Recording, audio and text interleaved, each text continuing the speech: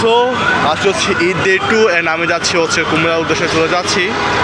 And আমি আজকে ready হয়েছি, ওখানে গাড়ি ছিল কিন্তু আমি যাচ্ছি না, কারণ ওখানে ভাড়া 500 টাকা 600-700 টাকা যাচ্ছে। আমার বলে 400 টাকা নেবে না, একটা আমাকে বলছিল যে 300 টাকা, আমি যাই নাই কারণ 300 টাকা ভাড়া না, যে 300 টাকাতে চাচ্ছে। এটা এই বাসটা আমাকে বলছে হচ্ছে 400 টাকা, কিন্তু 400 টাকা আমি যাবো না, 300 বলছিলাম, পরে বলছে যে না আমাকে যাবো না, ওকে ফাইন যাবো। আমার অনেক বাসই আছে, ওই জন্য আমরা দুপুর 1টার দিকেও যাবো, বাট খরচ করে আমি জীবনেও যাবো। সকালে উঠছি, আবার আজকে আমি লেট হয়ে গেছি 1 ঘন্টা উঠতে। আমার বাজে হচ্ছে দেখেন, তো আমার 6টা বাজার কথা ছিল 7টা দিকে বের হওয়া, বাট আমি 7টা দিকে উঠছি। একটু লেট হয়ে গেছে, আমি মানে সব বাসে ভাড়ার দাম কম থাকে, তো তাতেই যাওয়া যায়। কারণ যে সিচুয়েশনে পড়ে গেছি, তো সিচুয়েশনে যাওয়া যায় না, তো এসেই বাসে এটা নেওয়া যাবে না। যাই হোক, এই বাসে যাওয়ার স্বপ্ন বা স্বপ্ন কোনো পূরণ হচ্ছে না। আমার ব্যাগ অনেক কিছু না হয়েছে মোটামুটি, দেখা যাক কী হয়।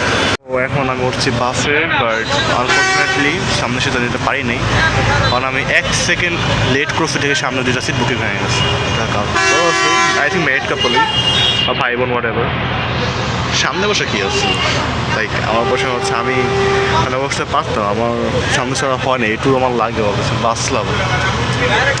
তো আমি হচ্ছে কথা বলবো ইম্পর্টেন্ট, সেটা হচ্ছে সিডিএম কোম্পানিকে নিয়ে। তারা কুমিল্লা, আমি যে হচ্ছে কুমিল্লা 14 গ্রাম না, 14 গ্রামের একটু আগ পর্যন্ত 250 পর্যন্ত, সেখান পর্যন্ত ওরা ভাড়া নিতে হচ্ছে 400 টাকা, 500 টাকা বলতেছে। যদি এখানে 17 যদি আমি স্টারলাইনও দেখে সে চাচ্ছে যদি 280 টাকা নর্মাল টিকিট ভাড়া, একটা লোকাল বাসে ভাড়া যদি এত বেশি হতো, কীভাবে আমরা যাতায়াত করতে পারি ভাই, কীভাবে? কিছুদিন আগেই তো আমরা দেখলাম কী বলে এটা, বিভিন্ন ধরনের কার্যালয়, বিভিন্ন ধরনের যে ছিল আমাদের দেশে, দেখে কোন দেশের দাম বাড়তি করছে, দাম কম বা সামথিং এলস, সেক্ষেত্রে কিন্তু ইয়ে করছে কী বলে তাদের অনুযায়ী যখন তারা যখন বাড়িয়েছিল তখন কমে ফেলছে, ভালো কথা। কিন্তু সেক্ষেত্রে এখানে কিছু একটা করা উচিত ছিল, কিন্তু ওরা যে এখানে ভাড়া নিতে আসে লাইক 400 টাকা বলতেছে আমাকে একবার। তা আমি ভাই বললাম, আমি প্রথমে বাস পাইছিলাম যেটা বলছি 300 টাকা বলছিল, কিন্তু সেই স্টেশন যায়নি। তারপর যেটা ছিল আমাকে 400 টাকা নিচে নেবে না, আর এখন যেটা সেটা বলে আমাকে 400 টাকা নিচেও নেবে। বাট আমি বলছিলাম আমরা স্টুডেন্ট মানুষ, পরে আমার জন্য 100 টাকা সুন্দর মতো সমস্যা আপনি চলে যাবো। কিন্তু এখানে যে কতটা যুক্তিসম্পন্ন কারে এখানে এটা করা হয়েছে, গাড়ির দাম বাড়তে হবে কেন? অ্যাভেলেবেল যাত্রী পাওয়া যাচ্ছে, যাত্রী বেশি পাওয়া যাচ্ছে, তো সেখানে ভাড়ার তো এটা কোনো নিয়ম নেই, কেন করতেছে এটা বুঝতেছি না। বাংলাদেশে এখানে একটু দেখা দরকার যে এখানে কর্মকর্তারা আছে, তাদেরকে একটু নোটিস করা ওখানে কী হচ্ছে না, তাদের দায়িত্ব পালন করতে হবে। যাই হোক, দেখা যাক এখন আগানো আমাদের বলছি, এরকম না করতেই পারত তারা, শুধু টাকা এরকম টাকা তারা গাছে ধরে না, তাদের মতো গাছেই ধরে বলে এরকম ভাবস নিয়ে চল। রওনা দিচ্ছে মাত্র Jatrabari school, ideal school and কলেজের সামনে, যেটা আমার কমসে কম হয়তো 12টা বাস বের করছে, লোকাল বাস অ্যাভিজল সব জায়গায় দাঁড়াবে, এটা করবে সেটা হবে, বিরক্তিকর একটা। তাও ট্রাই করবো হচ্ছে আই থিঙ্ক যেটা 1J বাস, তো বড় মতো আশা করি ছাওয়া হয়ে যাবে, আনা হয়েছে করার নেই। এমনি ডিসঅ্যাপয়েন্টেড হয়ে আছে, ভালো হয়ে আছে বাসের যেটা হয়েছে তারপর থেকে। তো এখন বাসটা ভালোই টানতেছে, তাড়াতাড়ি করছে এটা ভালো।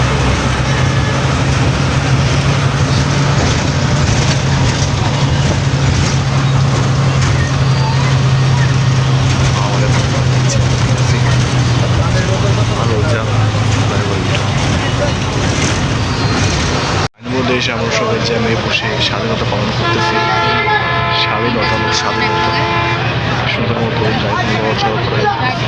এই যে বলে কুমিল্লা আয়োজন করে বানাবে অরিজিনাল ঢাকাই, বিরক্তি করে রয়েছে রাস্তা পুরো চাষের জন্য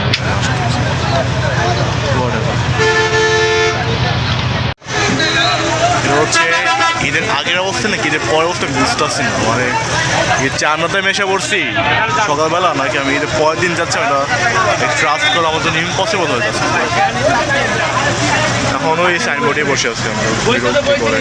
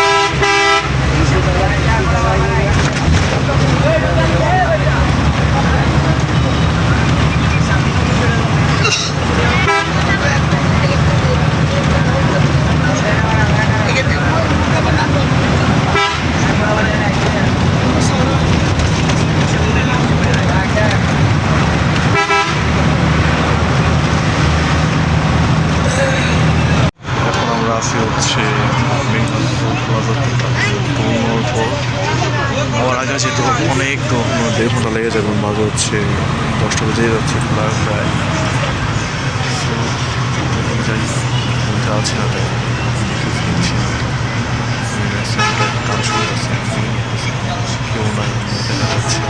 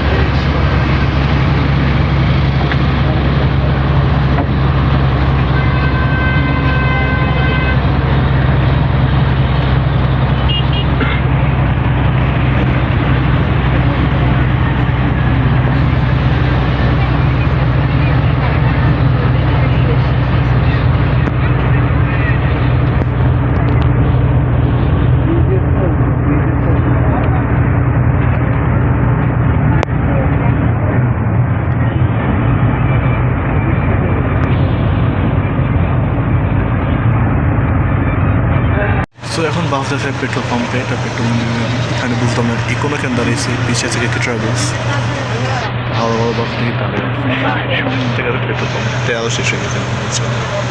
মানে সিজন তো সাগর থেকে বেশি করতে অনেক কী জানি কী হয়েছে নিচ্ছে আমেরিকা অনেক ভিড়, তার জন্য অটো পেট্রোল পাম্প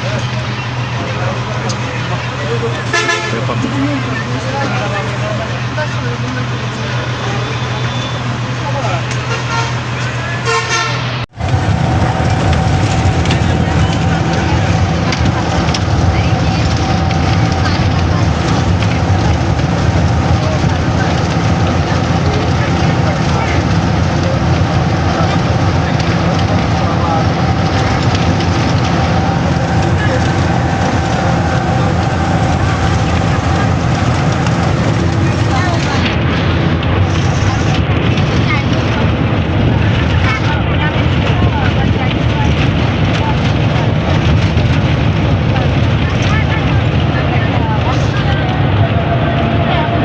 বাস থেকে নামছি, বাস থেকে নামার পর আমি বাসওয়ালার বলছেন যে হায়ের সাথে পাম্প এখানে নামাইতে। এই আমার নামাইছে হচ্ছে রয়্যাল এনফিল্ডের যে ফ্যাক্টরি আরও সামনে, লাইক অফ বিট এখানে নামাইছে। আচ্ছা ভাই, আমি এর ভুলে গেল কেন? কতবার করে বললাম যে আমাকে নামা দেন, এ ভুলে গেছে। সেটা কোনো ব্যাপার না, এখন যাচ্ছি, চলে যাই, এখান দিয়ে চলে যাবো, বেশিক্ষণ লাগবে না। অটো নিয়ে নিচ্ছি আমি, অটো নেওয়া হইতো কিন্তু মানে এক্সট্রা টাকা খরচ হইতেছে আর কি, আমার ওর জন্য এক্সট্রা টাকা খরচ হয়ে গেছে।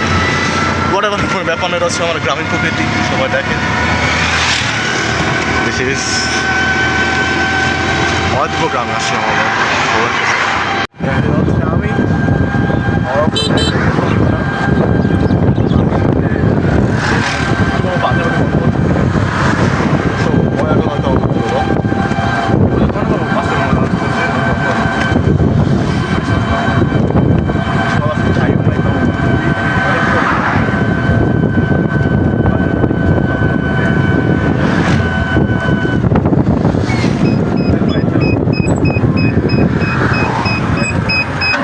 সব পোলাপান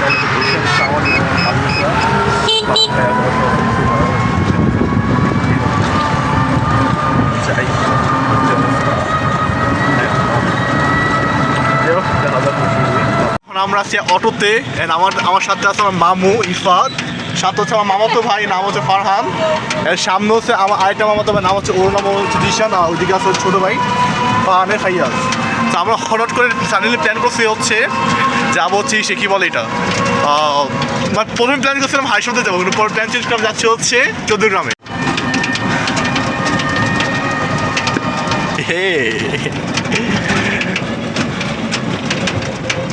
আমাদের পাশে আছে ইন্ডিয়ার বর্ডার, ওই সাইডে ইন্ডিয়ার বর্ডার, একটু পর লাইটটাই দেখা যাবে।